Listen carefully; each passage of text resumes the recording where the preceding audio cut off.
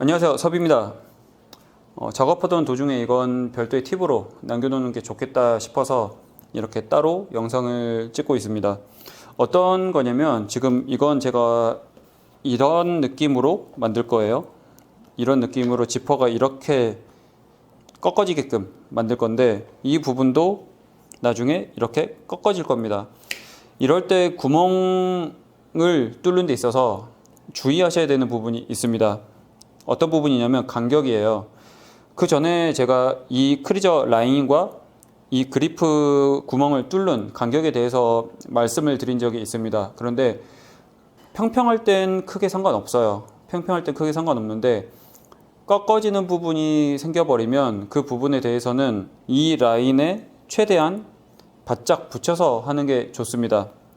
왜 그러냐면 제가 이 라인대로 이렇게 딱 맞춰서 뚫지 않고 조금 안쪽으로 들여서 뚫으면 이 뚫린 구멍대로 안쪽에서 바느질이 될 겁니다. 그러면 이 뚫린 구멍에 바느질 된 라인을 기준으로 바느질 돼서 있다가 계속 이걸 쓰게 되면 바느질 된 라인을 기준으로 이쪽에 가죽 남은 만큼이 나중에 덜렁덜렁 떨어질 가능성이 매우 높아집니다.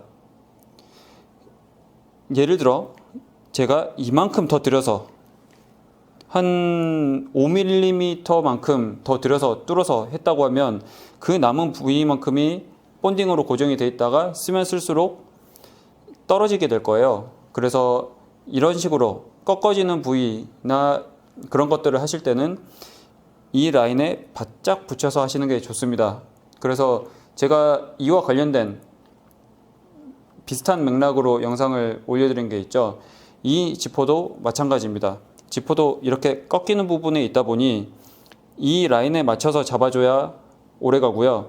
이 라인보다 밑으로 내려서 바느질이 되면 이 바느질 된 라인과 남은 가죽만큼이 나중에 떨어져서 이렇게 들리는 현상이 일어날 겁니다.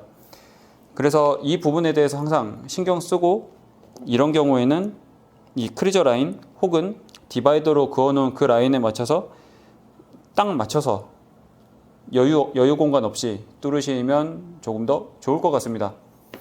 네, 다음에는 다른 영상으로 찾아오겠습니다. 감사합니다.